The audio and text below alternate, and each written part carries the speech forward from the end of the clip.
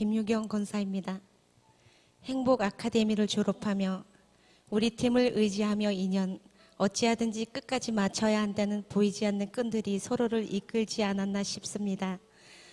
여러 교육 프로그램들을 했었고 은혜를 받음에도 삶은 늘 그대로인 것 같기도 하고 일상에 조금 지쳐 있을 때여서 행카에 대해서 들을 때도 참여하고자 하는 마음보다는 나름 행복한 사람이야 라는 방어막을 치고 있었고 여러 가지 이유로 심드렁해져 있기도 하였고 어쩌면 행카를 한다는 것이 나에게는 큰 도전이 될 테고 내가 어려워하는 것이 요구될 것이라는 것을 어렴풋하게 짐작했기 때문일 수도 있었습니다. 그럼에도 권유로 시작하게 되었습니다.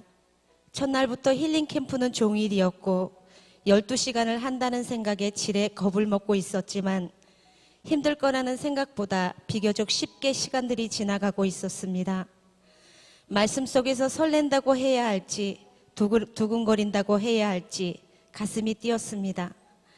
한 사람의 삶을 통해 하나님이 그와 함께하듯 나에게도 함께하시고 나도 사랑받고 있었구나라는 위로함으로 한참이나 가슴이 진정되지 않았습니다. 그리고 막연하게 나에게 어려워하는 것을 요구할 것이라는 예상대로 큰 도전이 왔습니다. 누가 시켜서가 아니라 말씀을 들으면서 마음먹어졌던 결단이었습니다. 오랫동안 가슴앓이 하면서 내려놓고 싶어 했던 것, 그럼에도 내려놓지 못하고 힘들어하고 있던 것, 어쩌면 그것으로 인해 진정으로 행복을 누리지 못했던 미워하는 마음과 용서하지 못하는 마음들이 있었습니다. 숙제의 형식을 빌어서라도 꼭 해야 할 것 같아서 고민스럽고 어려웠지만 편지의 형식을 빌어 용서의 말과 용서해달라는 말을 전할 수가 있었습니다.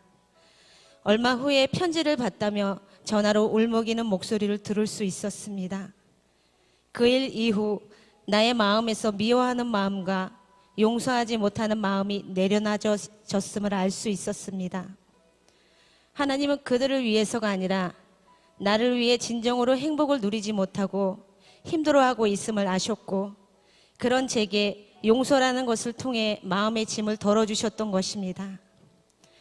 그리고 한 주 한 주 나눔을 할 때 마음이 열려 말해놓고도 나의 값도 못하는 것 같고 자존심도 상하고 나의 부끄러움을 드러낸 것 같아서 몇 주를 얼마나 너덜너덜해지고 참담한 기분이었는지 그만둘까 하는 생각에 시달렸지만 견디다 보니 오히려 다른 사람에게는 별 문제도 아닌 것을 나는 왜 그리 집착하고 왜 그리 크게 생각하고 힘들어했을까 하는 오기가 생겼습니다.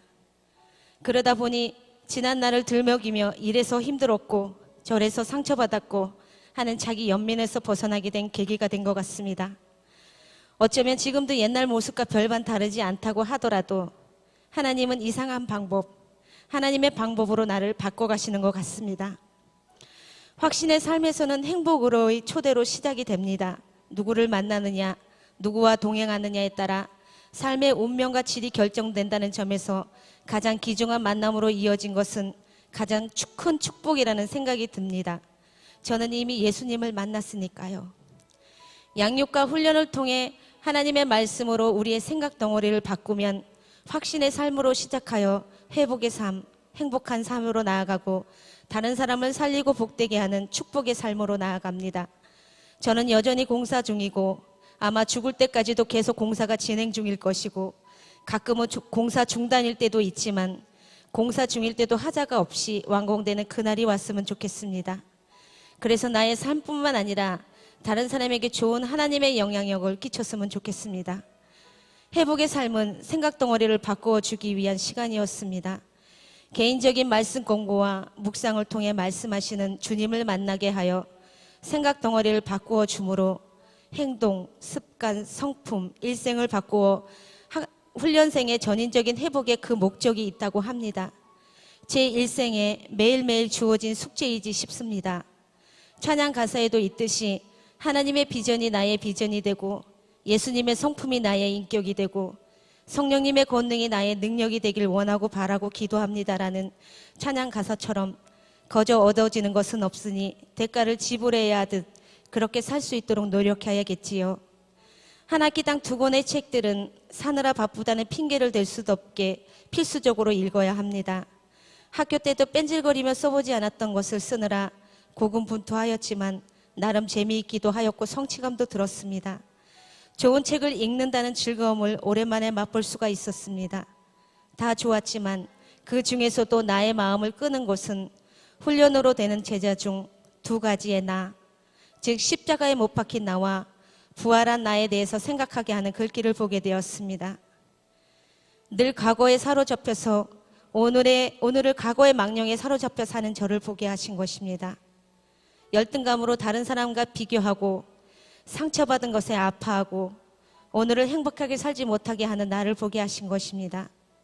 많은 사람들이 옛날에 나를 십자가에 못 박는 일을 위해서는 시간을 많이 투자한다고 합니다. 그러나 그리스도와 함께 부활한 새로운 나를 발전시키는 일에는 별로 큰 관심을 갖지 않는다고 합니다. 매주 교재를 읽고 성경 말씀을 쓰고 성경 암송을 하고 가끔은 성실할 때도 있지만 쫓기듯 할 때도 있었고 지루하게 느껴질 때도 있었지만 행카를 하는 동안 옛날의 나에서 그리스도와 함께 부활한 새로운 나를 발전시키는 계기가 되었다는 점에서는 결코 헛되지만은 않은 시간이었다는 생각이 듭니다. 제가 좋아하는 말씀 구절, 사랑하는 저여 내 영혼이 잘됨 같이 내가 범사에 잘되고 강건하기를 내가 간구하노라, 이렇게 되기를 소원하면서 졸업사를 마칠까 합니다. 학생들에게 늘 사랑과 포용으로 이끌어 주신 목사님들께 감사합니다. 복음 안에서 누리는 하나님의 나라, 행복을 누구보다도 원하시는 하나님께 감사하고 영광 돌립니다.